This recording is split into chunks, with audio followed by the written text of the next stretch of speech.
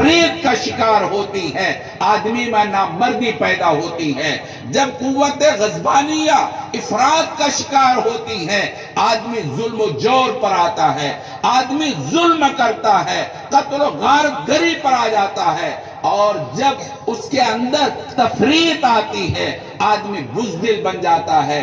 اللہ تبارک و تعالی نے ان تینوں کے درمیان اعتدال کو رکھا ہے، اعتدال رکھا ہے، عدالت، عفت اور شجاعت۔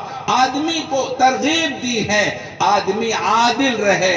اللہ تعالیٰ نے آدمی کو ترغیب دی ہے آدمی عفیف بن کر رہے۔ اللہ تعالیٰ نے آدمی کو ترغیب دی ہے کہ آدمی بہادر بن کے رہے۔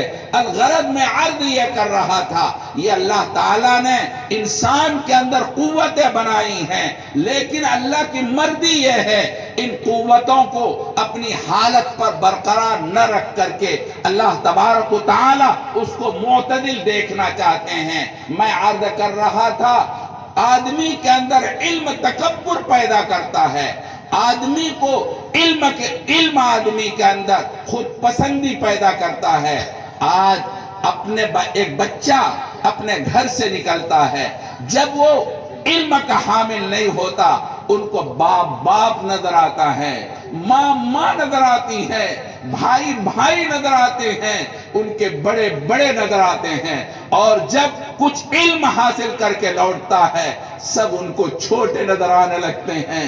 اب وہ یہ سمجھتا ہے میں عالم بن چکا ہوں، میں گریجویٹ بن چکا ہوں، اور میں فلاں عہدے پر جا چکا ہوں۔ اب ان کو سارے کے قد چھوٹے نظر آنے لگتے ہیں۔ اللہ تبارک و تعالیٰ کی حکمت دیکھیے، اللہ تبارک و تعالیٰ نے قرآن کریم میں عجیب انداز سے بات فرمائی ہے۔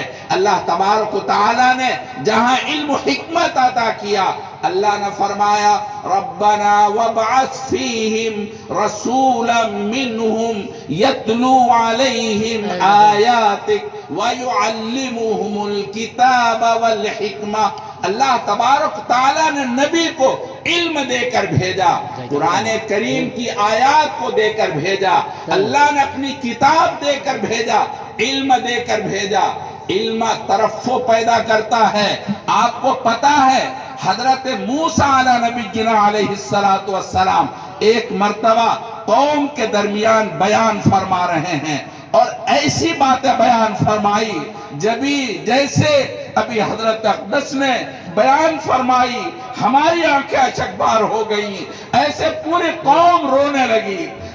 قوم نے تقریر کے بعد پوچھا یا موسیٰ بنی اسرائیل، کیا آپ سے بھی زیادہ کوئی عالم ہے؟ حضرت موسیٰ علیہ السلام کے زبان پر آتا ہے لا انا عالم، میں سب سے زیادہ بڑا علم کا حامل ہوں، مجھ سے زیادہ کوئی علم کا حامل نہیں ہے۔ علم ترفع پیدا کرتا ہے، علم تعلی پیدا کرتا ہے۔ ایسے ہی ہماری بچیاں جب تک وہ پڑھی لکھی نہیں ہوتی، اپنے ماں کے پاس ہوتی ہیں، ان کو ماں نظر آتی ہیں، باپ نظر آتے ہیں، ان کے بڑے بھائی سب بھائی نظر آتے ہیں، اور جب کچھ اس کو آ جاتا ہے، علم کا حامل بن جاتی ہے اور کچھ پڑھ لیتی ہیں، سب ان کو چھوٹے نظر آنے لگتے ہیں۔ ماں باپ کی بات کو نظر انداز کر دیتی ہیں اور اپنے آپ کو یہ سمجھتی ہے کہ میں بہت بڑی بن چکی ہوں۔ قرآن نے اس بات کی طرف رہنمائی فرمائی ہے، دیکھو علم کے بعد تزکیہ ضروری اور لازم ہے، اپنے نفس کو پاکیزہ کرنا ضروری ہے، ورنہ آدمی کو نفس برباد کر دیتا ہے، آدمی کو نفس تباہ برباد کر دیتا ہے۔ آپ کو پتا ہے حضرت آدم علیہ نبینا علیہ السلام جیسی شخصیت، حضرت حوا علیہ السلام جیسی خاتون کو نفس نے جنت سے نکلوا دیا۔ ابھی آپ سن رہے تھے نفس تو برائیوں کا حکم کرتا ہے، اللہ تبارک و تعالی نے تزکیہ نفس کا حکم فرمایا۔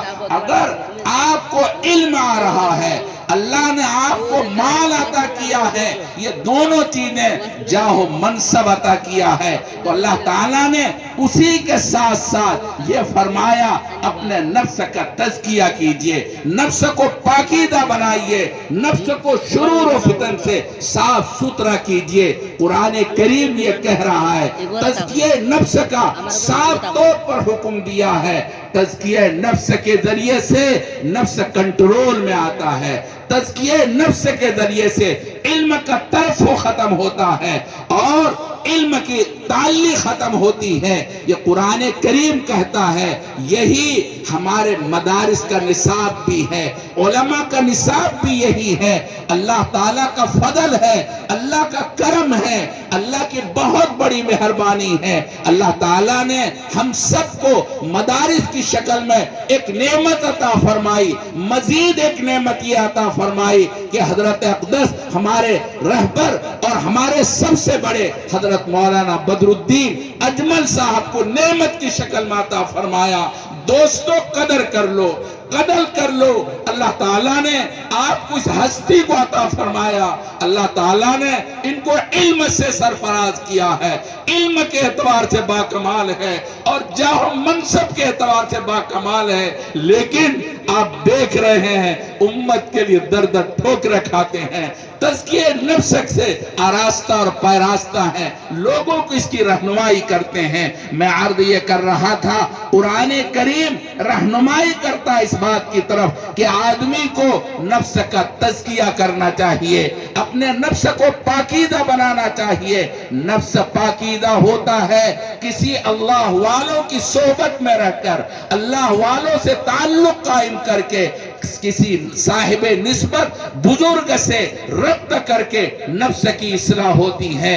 دارالعلوم دیوبند کا جو نصاب ہے، جب وہاں فارغ ہوتے تھے پہلے 50 سالہ دور کے اندر اس نصاب کے اندر تزکیہ نفس بھی شامل تھا۔ جب تک وہ عالم جو فارغ ہو چکا ہوتا کسی صاحب نسبت کے پاس رہ کر اپنے نفس کو پاکیزہ نہیں کر لیتا، اس کو عالم نہیں سمجھا جاتا۔ باکمال عالم وہ ہے جو اپنے نفس کا تزکیہ کر لے۔ الغرض میں بات یہ عرض کر رہا تھا، یہ دین کامل ہے، اللہ تبارک تعالیٰ کی یہ دین ابدی ہے، قیامت تک یہ دین اپنی خصوصیت کے ساتھ باقی رہے گا، اپنی صفت کے ساتھ باقی رہے گا۔ اللہ تبارک و تعالیٰ نے اس کا ہر طرح سے، ہر چہار جانب سے اس کا احاطہ کر رکھا ہے، اس کی حد بندی کر رکھی ہے، پیش بندی کر رکھی ہے۔ علم کے ساتھ ساتھ تزکیہ بھی لازم اور ضروری ہے۔ کون ترجمہ کرے گا کوئی؟ بسم اللہ الرحمن الرحیم۔